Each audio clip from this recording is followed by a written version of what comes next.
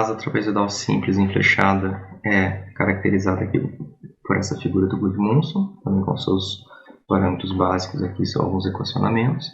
Como vantagens, ela tem um MAC para divergência de arrasto postergado devido ao enflechamento, uma menor sensibilidade a rajadas e turbulência, uma distribuição de áreas mais favorável para voos em alta velocidade e uma eficiência de cruzeiro em velocidades mais elevadas. Então, essas duas vantagens aqui elas estão diretamente associadas, né? O MAC de divergência ele é postergado e a eficiência de cruzeiro em alta velocidade é um resultado disso, né? Então, agora aqui ilustrado pelo Nicolai, né? O CD0 aqui, e aqui nesse caso representando tanto a parcela de arrasto parasita como também o arrasto de onda, que a gente vai falar em mais detalhes sobre essas decomposições no módulo 3, no capítulo de aerodinâmica, mas por agora basta vocês entenderem que esse arrasto de divergência, né, o MAC de divergência, ele é postergado com o enflechamento, então a gente posterga aqui esse aumento de arrasto e permite voos mais eficientes em velocidades maiores. E buscando de novo o gráfico do rosto aqui, agora se a gente estiver falando em asas enflechadas, a gente vai estar operando aqui nessa região aqui de enflechamentos, né, enflechamentos maiores, e portanto podendo trabalhar com max críticos e max de divergência mais elevados, e aí podendo então selecionar espessuras relativas aí, o par T sobre C em flechamento selecionado de acordo com o MAC crítico e MAC de divergência desejados para a aplicação. A gente também tem o fenômeno de para asas supersônicas, né, de postergar a região onde você tem o bordo de ataque da asa se tornando supersônico, né? Então, aqui esse gráfico do Heimer, ele ilustra o termo dependente de sustentação em função do número de Mach. A gente tem aqui então uma curva que representa 100% de sucção de bordo de ataque e uma curva que representa 100 sucção de bordo de ataque, e o valor prático de K para asas finas, né, vai estar nessa região, dentro desse envelope aqui. Ele vai variar com o CL, né? Então vão ter diferentes níveis de CL, vão ter curvas dentro desse envelope aqui.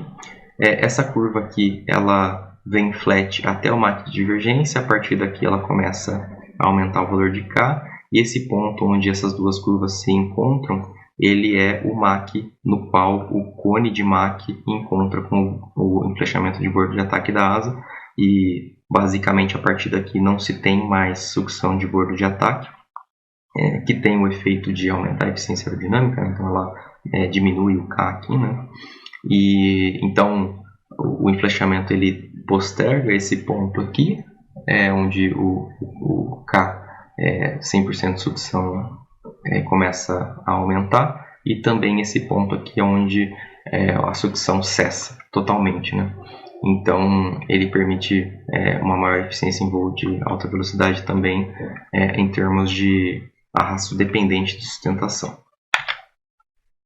A menor sensibilidade à rajada, a gente recapitula aqui então a equação para o fator de carga devido à rajada discreta, para ilustrar a questão do CL-alpha, e do mesmo jeito que a gente explicou para a asa reta, né, que a asa reta tem uma inclinação da curva bastante elevada, a asa enflechada ela reduz essa inclinação e, portanto, diminui o efeito da rajada e de turbulência. Com relação à distribuição de área favorável para voos em alta velocidade, e aqui nós temos a geometria de um Rafale modelado no OpenVSP, que vocês podem encontrar nesse link aqui. E do lado direito nós temos aqui então, dentro do OpenVSP, o cálculo de distribuição de área. Então a gente tem aqui a contribuição de cada um dos componentes da aeronave e a distribuição de área total resultante. Isso para a geometria original do Rafale, né? Então, se a gente tomar aqui essa distribuição de área total, a gente está vendo aqui, então, ao longo de todo o comprimento aqui da aeronave, e uma área máxima aqui resultando em 4,65 metros quadrados com essa geometria.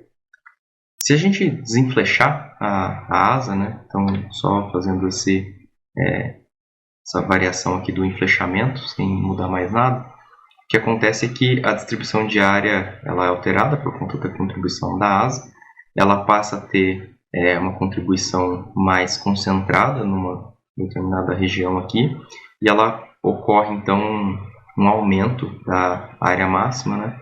E se a gente retomar lá que o arrasto de onda supersônico ele é proporcional à relação de área máxima sobre comprimento total ao quadrado, ou seja, isso aqui tem um efeito bastante de degradar bastante o arrasto de onda supersônico, né?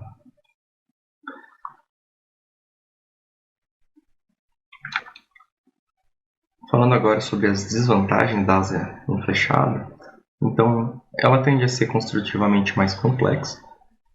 Ela passa a ter então uma limitação de alongamento versus o nível de enflechamento por conta de pitch-up. Ocorre uma redução de CL máximo e de L sobre D na decolagem. E ela vai começar a requerer nível de torção para evitar stall de ponta, né?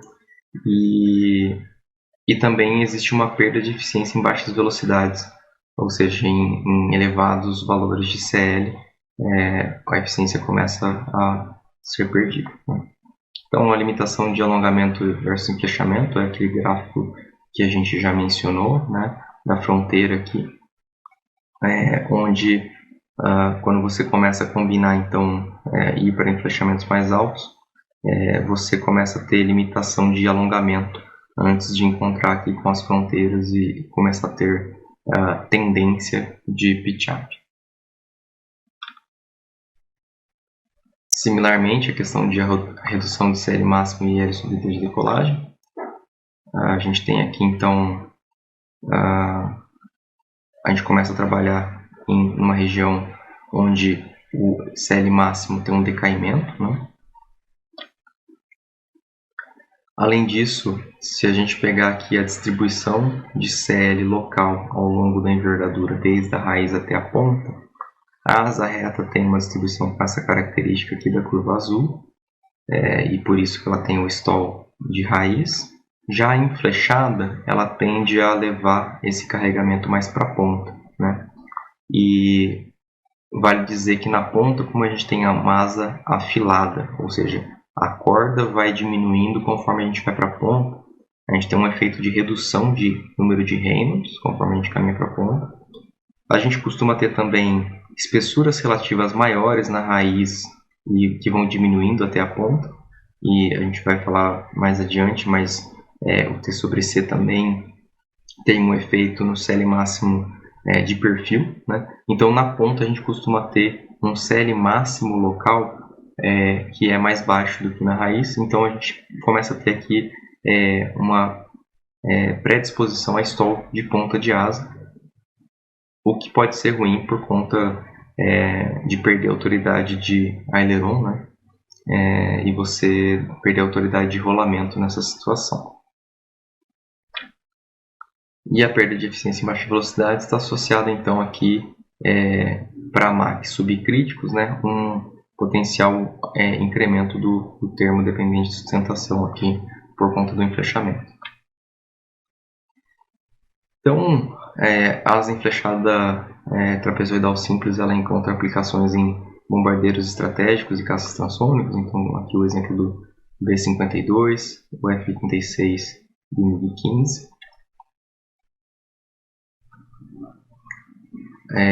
Também aplicações em jato executivo de alta velocidade subsônico, então ilustrado aqui pelo Gulfstream G650.